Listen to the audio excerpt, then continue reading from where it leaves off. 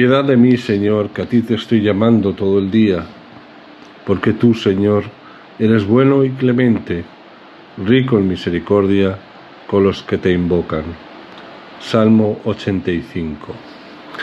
Bienvenidos, hermanas y hermanos, a esta nueva emisión de su programa Crecer Juntos, aquí en Radio Anglicana.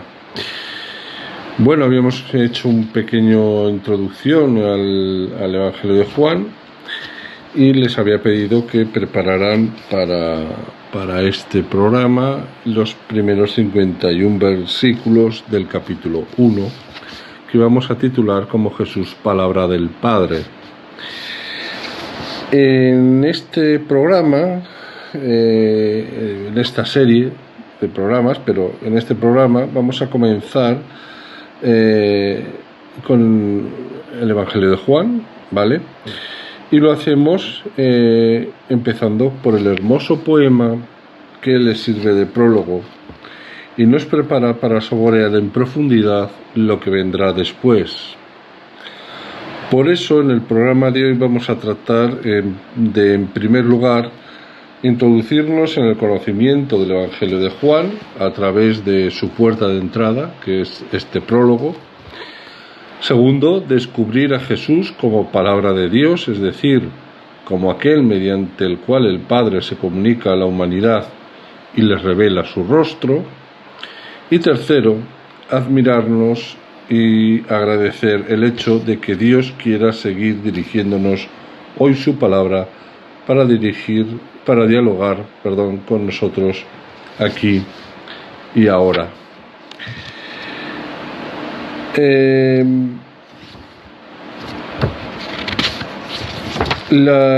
Podemos decir que lo primero que encontramos al comenzar a leer el Evangelio de Juan es pues este hermoso y enigmático, nada fácil, también hay que decirlo, poema. Muchos especialistas están de acuerdo en afirmar que se trata de un antiguo himno cristiano que, a modo de credo, servía a las primeras comunidades para confesar su fe en Jesús. No podemos olvidar, como ya decíamos en el programa anterior, que este Evangelio ya se escribe desde la reflexión de cristianos ya de primera generación, es decir, comunidades que ya son cristianas, de miembros que ya han nacido cristianos, no es como los anteriores evangelios, los sinópticos, o el de Mateo, que estuvimos tratando hasta hace poco. El autor del cuarto evangelio lo encontró ya compuesto, pero lo retocó y adaptó según sus necesidades antes de ponerlo como prólogo o introducción a toda su obra. El protagonista de este himno es llamado la palabra, que en griego se dice logos y en latín verbum, lo que explica las traducciones que encontramos en algunas Biblias, y se refiere obviamente a Jesucristo. Llamándolo así, el autor nos presenta a Jesús como aquel que puede poner en comunicación a Dios y a los hombres, porque el prólogo del Evangelio de Juan puede ser leído como una historia de la palabra de Dios, es decir, como un relato de lo que Dios ha hecho desde el momento de la creación del mundo para comunicarse a sí mismo y entrar en diálogo con la humanidad. Esa historia del encuentro entre Dios y la humanidad llega a su punto culminante cuando la palabra se hace carne en Jesucristo y la verdadera palabra de Dios, el único que puede contarnos quién es el Padre, porque es el único que lo ha visto cara a cara. Al dotar a su obra de un prólogo semejante, el autor quiere prepararnos para leer el resto del Evangelio. Por eso nos revela desde el principio la identidad más profunda de Jesús y nos habla de su origen divino y eterno. Podemos decir que nos hace un spoiler, ya desde los primeros versículos. La primera estrofa, los versículos 1 al 3, empieza con las mismas palabras con las que comienza el relato de la creación en el libro del Génesis. Con ello, se nos invita a releer toda la historia de la salvación con una mirada nueva. Al principio ya existía la palabra. Es tanto como decir que ya antes de poner manos a la obra en la formación del universo, Dios tenía ganas de hablar, de dialogar, de relacionarse. En su seno había una palabra que deseaba pronunciar para comunicarse a sí mismo, y esa palabra, hermanas y hermanos, no es una criatura. La palabra estaba junto a Dios, y la palabra era Dios. Entre la palabra y Dios se da una relación de intimidad y de comunión. Entre ambas existe un dinamismo de diálogo y amor que los lleva a proyectarse hacia afuera, porque Dios quiere comunicarse. Por eso, la primera tarea que la palabra lleva a cabo es la creación. Todo fue hecho por ella y sin ella no se hizo nada de cuanto llegó a existir. En la segunda estrofa del prólogo, versículos 4 y 5, se estrecha el campo de visión. Ya no se habla de la creación en general, sino de los hombres con quienes Dios desea comunicarse a través de su palabra. Con su benéfica influencia, la palabra se convierte para ellos en fuente de vida y de luz. En ella estaba la vida, y la vida era la luz de los hombres. Vida y luz son los dos grandes dones de la palabra que puede hacer a los seres humanos si éstos la aceptan su oferta de diálogo. Y esa vida les iluminará para que no caminen en medio de las tinieblas. Fuera de este diálogo con Dios, hombres y mujeres, hermanas y hermanos, estamos abocados al fracaso existencial. Nuestra vida carece de sentido y no conduce a la salvación. De este modo, la salvación, la historia de la humanidad, es contemplada como un campo de batalla donde luchan la luz y las tinieblas. Pero hay razones para el optimismo. La luz resplandece en las tinieblas y las tinieblas no las sofocaron. La tercera estrofa del poema, versículos 6 al 8, está escrita en prosa y rompe el ritmo poético del prólogo. La victoria de la luz sobre las tinieblas tiene sus testigos. Uno de ellos es Juan Bautista. Él no es la luz, es solo un hombre enviado por Dios, pero en su voz puede escucharse la voz de todos los profetas por medio de los cuales Dios ha querido hacer resonar su palabra en medio del mundo para iluminarlo.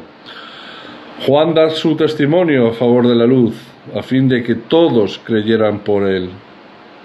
Su objetivo es que todos, sin distinción alguna, lleguen a la fe, es decir, a reconocer y acoger en su vida la oferta de salvación de la que es portadora la palabra. La cuarta estrofa del prólogo de Juan, versículos 9 al 13, nos habla precisamente de cómo ha reaccionado históricamente la humanidad ante esa oferta de salvación que Dios le hace por medio de su palabra. La primera constatación es la de un rechazo que parece alcanzar dimensiones cósmicas. Estaba en el mundo, pero el mundo, aunque fue hecho por ella, no la reconoció. Los hombres no han sabido reconocer en el mundo la semilla de su palabra que Dios ha sembrado en toda la creación y han reaccionado con incredulidad.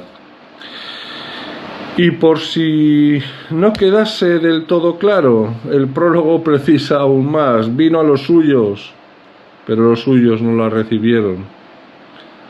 De esta manera, el himno parece referirse no solo al rechazo de la humanidad entera, sino más concretamente al del pueblo de Israel, que en la Biblia es considerado como una posesión particular de Yahvé. Lo que le ha sucedido a la palabra con los suyos es solo un botón de muestra de lo que le ha pasado con el mundo. Después de constatar el rechazo universal de los hombres a la palabra, el prólogo matiza sus propias afirmaciones. A cuantos la recibieron, a todos aquellos que creen en su nombre, les dio poder para ser testigos de Dios. Son los que escuchan la palabra y la acogen en su vida con fe. Son los que aceptan entablar con Dios un diálogo que les lleva a la vida, una vida que significa la salvación, una salvación, hermanas y hermanos, que se concreta en el poder que la palabra les otorga de ser hijos e hijas de Dios. Esa, y no otra, es la dignidad a la que son elevados los que abren las puertas de su vida a la palabra y se dejan iluminar por ella, y de tal manera transforma a la humanidad esta condición de creyentes, que es vista como el fruto de un nuevo nacimiento, que no puede ser el resultado del esfuerzo humano, sino del querer de Dios. Por eso, ellos son los que no nacen por vía de generación humana, sino porque el hombre lo desee, sino porque nacen de Dios. Solo Dios a través de su palabra puede engendrar nuevos hijos e hijas a la vida de fe. La quinta estrofa, se nos echa el tiempo, la quinta estrofa del versículo 14 nos sorprende con una afirmación inesperada: y la palabra se hizo carne y habitó entre nosotros. Es el último recurso que le quedaba a Dios comunicativo, que no se resigna a permanecer callado. Que su palabra eterna venga a hacerse temporal y conozca la limitación de nuestra historia. Que su palabra divina se haga también humana y pueda así expresarse en nuestro mismo lenguaje. Dios se hace hombre y vive a nuestro lado. La palabra es uno de los nuestros. La palabra habita entre nosotros, pero no por eso deja de estar junto a Dios. La palabra se ha hecho carne, pero esa carne no oculta su condición divina. La carne de Jesús hombre es como la tienda del encuentro de la que habla el libro del Éxodo en su capítulo 33, versículos del 7 al 11. En ella se manifiesta la gloria de Dios como un derroche de gracia, de verdad, de misericordia y fidelidad. Y es que a partir de ahora, hermanas y hermanos, el Padre no necesitará otro templo para hacerse presente entre los hombres que el cuerpo de su Hijo único. Verle a Él será igual que ver al Padre. En su vida, en sus signos, en sus palabras, Dios mismo nos sale al encuentro y habla con nosotros.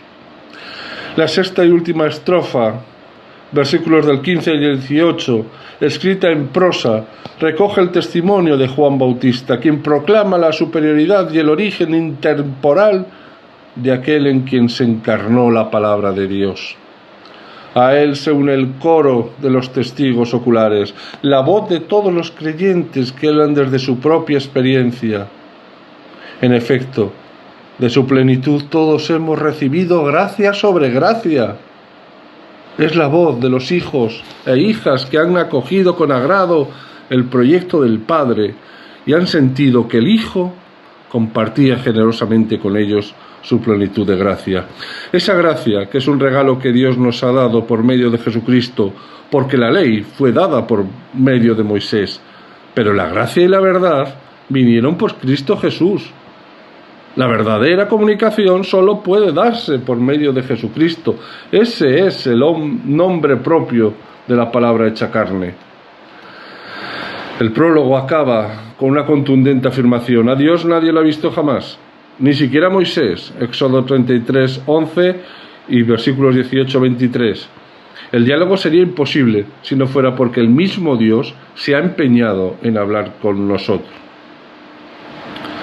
Y se ha empeñado enviándonos a su propio Hijo. Solo Él puede contarnos a Dios, porque Él mismo es Dios, el único que lo ha visto y lo conoce. Solo Él puede volverse hacia nosotros y revelarnos el rostro del Padre, porque vive desde siempre con Él, vuelto hacia Él en íntima relación. Y acabando casi como empezó, el prólogo de Juan se convierte en una invitación a seguir leyendo el resto del Evangelio. Y eso es lo que haremos en los siguientes programas, hermanas y hermanos, porque se nos echa el tiempo. Porque ahora conocemos la identidad de su protagonista. Hemos hecho ese spoiler, no lo hemos cargado. Pero estamos capacitados para escuchar la palabra de Jesús y contemplar sus obras. con la garantía, hermanas y hermanos, de saber que provienen de alguien que está en el seno del Padre y nos lo ha dado a conocer. Lo dejamos aquí, no nos da tiempo para más, no quiero broncas del reverendo Noel, así que para el próximo programa, hermanos y hermanos, el capítulo 2, versículos 1 y 4, ¿vale? Y 42. Ya sé que es un poco raro, pero bueno, lo dejamos así, ¿vale? Que es que me interesa esa coletilla. Ahí encontraremos la primera parte del Evangelio de Juan, la llamada Libro de los Signos, y verán cómo en estos pasajes, no todos son relatos, ¿vale? El evangelista ha colocado junto a ellos unos discursos y unos diálogos.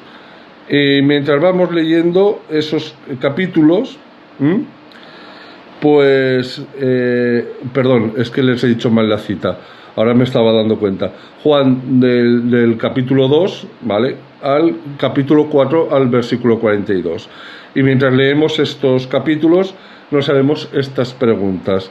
¿Qué signo hace Jesús y de qué tratan los diálogos que siguen a este signo?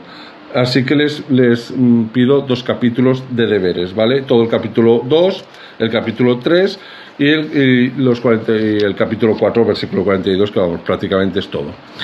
Pues nada, hermanas y hermanos, lo dejamos aquí. Se despide de ustedes el presbítero Francisco Javier Izquierdo, de la Comunidad Apostólica Fronteras Abiertas, que peregrina en Zaragoza, España, y les pido que una vez más se unan conmigo en esta oración. Dios Todopoderoso, de quien procede todo bien, siembra en nuestros corazones el amor de tu nombre, para que haciendo más religiosa nuestra vida, acrecientes el bien en nosotros y con su licitud amorosa lo conserves. Por Jesucristo nuestro Señor.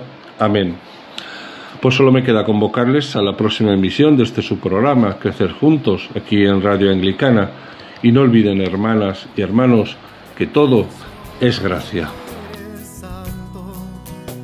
Solo tú, Señor, solo tú, Altísimo, Jesucristo, con el Espíritu Santo en la gloria de Dios Padre. Amén. Gloria a Dios en el cielo y en la tierra, paz a los hombres que ama el Señor,